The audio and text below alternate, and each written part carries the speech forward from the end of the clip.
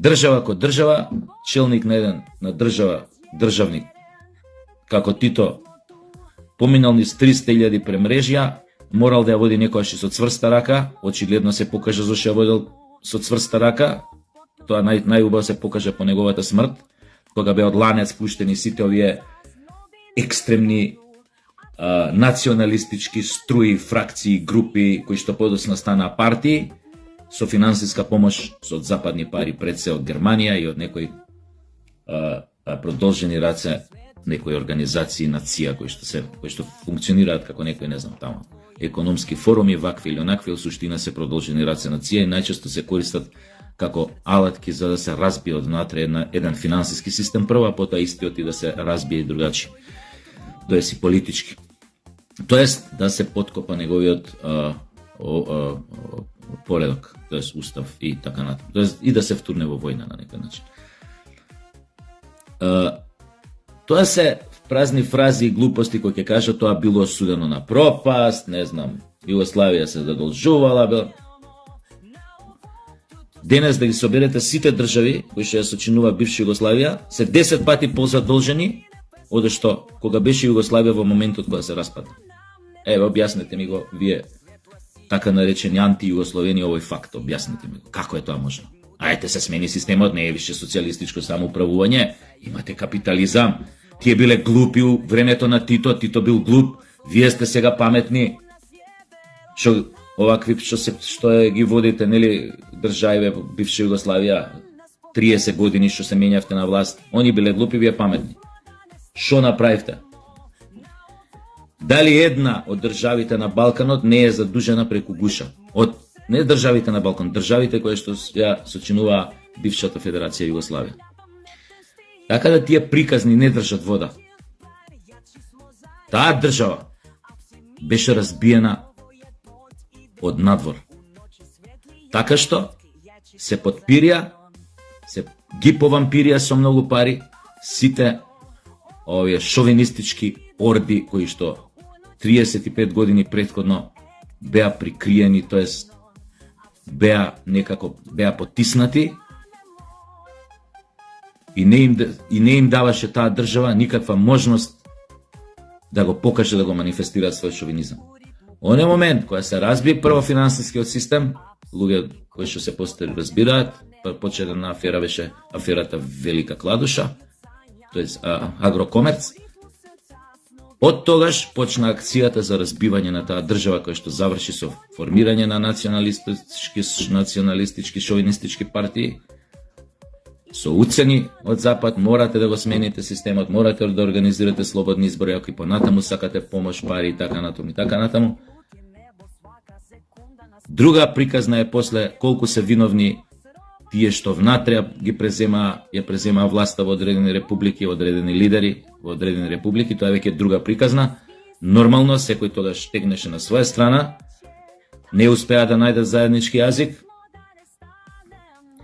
си имаа натиго дајми во некој од нив и беа доволно психопати да ги втурнат своите народи во онаква граѓанска крвава војна каква што се случуваше во Југославија, чии последици ќе се чувствуваат од нејзиниот завршеток во Дејтон 95-та, ќе се чувствуваат у наредни 100 години. Така што овие сите вакви акции, така да кажам, на културен план и на друг план, се добре дојдени, но нема многу да помогнат во возобновување на довербата, нели, меѓу народите на бивша Југославија каква што била пред. Баш кога во меѓувреме се смени цел свет, се сменија многу работи, така што сега за сега тоа е некоја тоа е приказната за Југославија умрена приказна. Но мора да се каже, за да се учи од таа историја, за да се учи од минатото, но и да не се заборави, затоа што на крајот на краиштата тоа се исто митови кои што ги форсира современиот неофашизам, современите национал-шовинистички групации, непријатели кои беа на таа Југославија, ако сакат и на поедини републики во таа Југославија, конкретно и на Македонија, истите тие непријатели ги шират, ги дисеминираат тие така да кажам, југословенски ставови, антититоистички ставови, без аргументирано, неаргументирано плукање на она што било во времето на Југославија, на самата таа држава, на нејзиниот лидер, што е многу ниско и гнасно, но тие такви биле. И кога Тито ги удирал вака по тил, кога не биле мирни, тие такви ќе останат и во наредните години со истите аспирации, со истите желби, со истите џуџесто колониалистичко-империалистички желби и барања кон одредени републики на бившата Југославија. На прво место тука се однесува на Македонија. Имавме зошто да се гордееме, ние барем малце некои, оние постарите од мене кои што фатија многу повеќе од таа држава, јас кој што фатив многу помалце, но фатив. Имаме право да се гордееме, да си го браниме своето минато, своите дедовци, баби, кои што се бореле, гинале за таа земја, за да ја ослободат од фашистичкиот окупатор, и од бугарскиот фашистички окупатор, и од балистите, и од нацистите, и од италијаните, и од сите оние петоколонашки војски кои што постоја во време на Втората светска војна во останатите републики, од усташите, белогардеците, недичевците во Србија и така натаму и така натаму. Имаме право да се гордееме, тоа е наша историја, затоа што нашите дедовци, баби се бореа против најголемото зло на 20-тиот век, фашизмот и нацизмот во Германија. И успеа во таа битка да излезат како победници и да дадат свој придонес во таа борба против тоа зло, затоа што се најдоа на вистинската страна на историјата. И не е точно дека југословените, оние во тоа време кои што живеа во таа Југославија до смртта на Тито и 2-3 години после неговата смрт, не е точно дека не ја сакаа Југославија. Југословените си ја сакаа Југославија. Југословени мислам на сите кои што живеа во тоа време во Југославија. Беа горди на секој нејзин успех, како во минатото, така во сегашноста, тогашната сегашност. Беа горди на секој нејзин успех на спортски план, на олимписки игри, на светски и европски првенства. И секој обид тоа да се поништи, да се стави во фиоката на заборавот, нема да успее, затоа што постојат снимки кај што јасно се покажува дека југословените биле горди на државата во која што живеа. После 83-4, после оној фамозен меморандум на Српската академија на науките и уметностите во 86 година, од тука натаму повеќе не вреди ни да се коментира. Затоа што тоа е времето кога влегоа и многу играчи од странство, Регановата администрација од 84 година, многу пари од странство, токму да се разбие тоа братство единство, како првиот темел, да се урне вториот темел, наречен Југословенска народна армија, а првиот, третиот темел, тоест прв во случајов, веќе беше остварен, тоест Тито веќе го напушти овој свет. Тоа беше и четвртиот темел, ќе ја заборавам комунистичката партија, и таа требаше да се разбие. Тоа беа 4 темели на кои што се фундираше Југословенската федерација. Буквално еден по еден, систематски, по тоа ќе видите како ги уништуваа. Прво, умре Тито, првиот темел, вториот темел беше разбиен како точка А по тоа друга, финансискиот систем. Почна да пука, да финансираат во разбивање на братството и единството, кога почнаа да финансираат национал шовинистички партии. Четвртиот темел почна да се разбива војската на Југославија, тоа е Југословенската народна армија, така што ќе кажам отворено, почна нагло да се србизира во тоа време. Значи се одеше на таа варијанта да се подготви на оно што на начинот како што требаше да се употреби неколку години подоцна, кога влезе фактички како окупатор на одредени територии под команда на Србија или на Милошевиќ. И нормално четвртиот овој столб што се урна последен беше нели на се урна столбот наречен Комунистичка партија на 14 мислам конгрес беше во Белград кога делегатите на Хрватска и Словенија го напуштија тоа заседание и фактички тогаш престана да постои Комунистичката партија на Југославија. Да, југословените ја сака Југославија, тоа не е ни срамно, не е ни лошо да се каже, затоа што истите тие југословени, никој од нив не се кажува дека е само југословен, напротив, сите не учеле дома дека сме македонци, нормално, кои што имаат југословенско нели државјанство и бевме воспитувани да си го почитуваме и тоа. Комунистите впрочем во Македонија тоа и го покажаа. Значи комунистите беа тие кои што го одржуваа идеалот на војводите, комитите од комитските години, децении од македонската историја, на илинденците. Комунистите беа тие што го направија оние споменици прекрасни, оној спомен парк, како да го наречам, во Крушево, Македониумот, Мечкин камен и така натаму, како едно место, сакрално место кај што ќе одат македонците да се поклонат на своите предци. Комунистите на крајот на криштата беа тие кои што 67 или 68 која година беше возобновија, си дадо автокефалност на македонска, тоа си ја возобновија таа Охридска архиепископија на некој начин, ако сакате.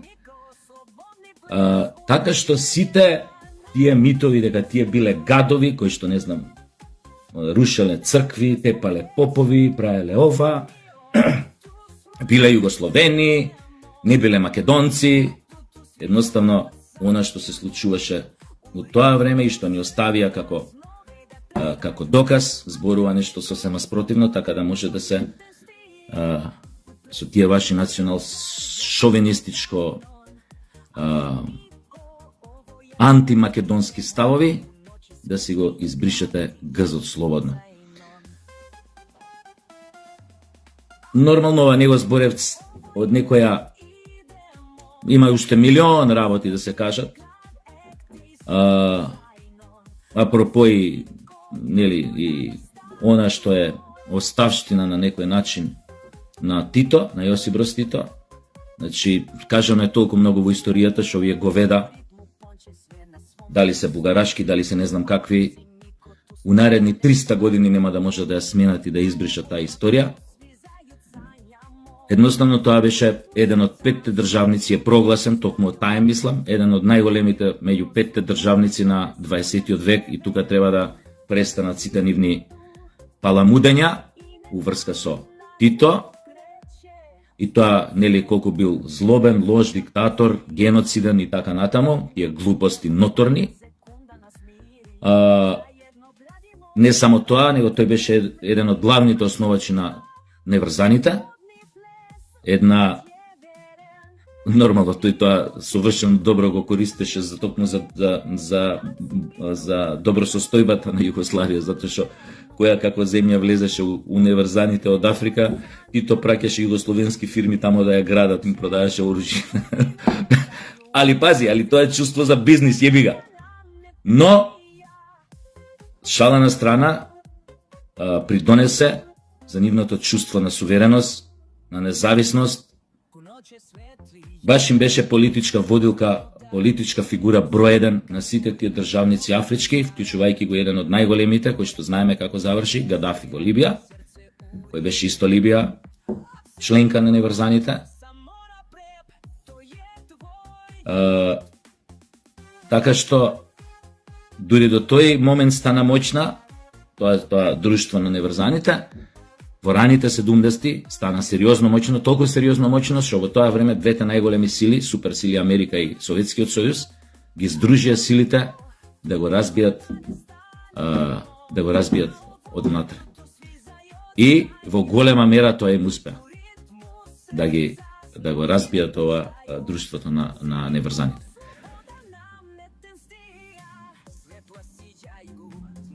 Нема потреба да се трошат повеќе зборови. Вие секако ќе ме надополните со многу други информации под ова видео, кои што можам и сега да кажам голем дел од нив, но ради времето, нели, да не биде ова од 1 саат зборење, нема да го кажам. Исто така ги потикнувам нашите македонки кои што моментот праќаат слики од плажите во Грција. Ја не знам тамо време во шо прават, мислам сега. Морето сигурно е јајцата камен да ти се направат, ама добро, они немаат јајци, имаат јајници. Али исти курац, ја мислам, ладно е шо прават бе сега у Грција, у мај месец на вакво, па добро не дека тамо нешто 40 степена, морено знаеме у Грција, у мај месец е мраз. Ама не знам, ете, шо знам. Сакаат да бидат на плажи, јебих. И да ги потикнам, праќајте уште фотографии на нас овде по Facebook. Малце кревајте ни го моралот. Ние сме тука у тешка депресија, сите сме енглези, на вакво време сакаш не кеш у мај месец, како врне секој ден, и да не кеш енглес ке станеш. Има луѓе, на пример, ја шо знам, шо англиски кец имали увек у школа. Абе, вика, стануем, вика, са бајлево сега еден ми се јавува, стануем, човече, уклучуем, не знам од кај ми дое, вика, таа интуиција, посебно, уклучуем, вика, кабловска, BBC, никад, вика, англиски си кој шкицумил, пуштам BBC, ови збори на енглески, ја све го разбирам. Пичка му матерна, викам, човек, не знам шо е да му ебе матер. Како и да е, и добар потек е тоа ќе кажам на крај, и тоа знам дека ќе се оствари, енглезите ќе влезат, јебига енглезите ќе влезат, нема заебанција, брза пруга ќе ни прават од Бановци до Гевгелија. Тоа не е рекла казала кој социјал-демократскиот сојуз што правеше па шајка не заковаа за 7 години. Тоа ќе се оствари. И уште една работа побитна, од истите, мислам, тие пари што ќе ги дадат енглезиве, ќе се реновира и новата, така викавме, новата железничка станица, нели, во Скопје, која што е сега во тотален распад, како од хорор филм, изгледа и бетер. Нема таков хорор што изгледа пострашно од нова на железничка во Скопје, инаку за помладите генерации, 81 кога се роди новата, кога се направи, кога се пушти во употреба новата железничка станица во Скопје, таа беше гордост за сите скопјани, затоа што беше убедливо најголемата и најубавата железничка станица во цела бивша Југославија. И тоа беше онака баш наша гордост. За ете го, времето на Тито, комунистите, говеда биле, не чинеле, се задолжувале, лажеле, краделе, убивале, геноцид правеле.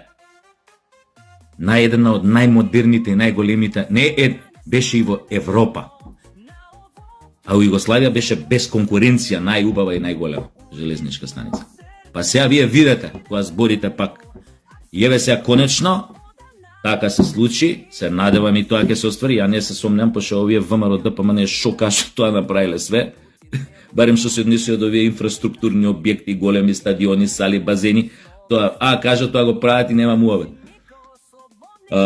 Така што верувам дека и тоа ако се обнови ќе биде навистина топ, со брзата железница, конечно, нека не серат овие пак Сашо, Машо, тој Борјан, Морјан, демек најголема корист од тоа ќе имале енглезите, ако не изградат брза пруга.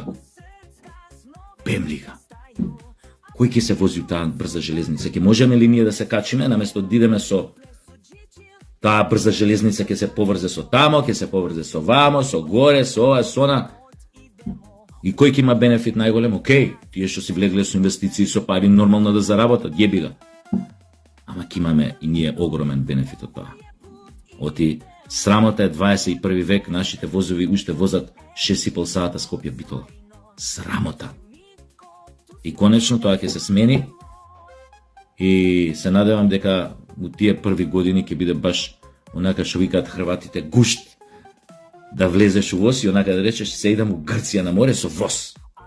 Колку да супер звучи, не палиш ова кола, ова она, не се заебаваш, зелени картони, кур се тресе.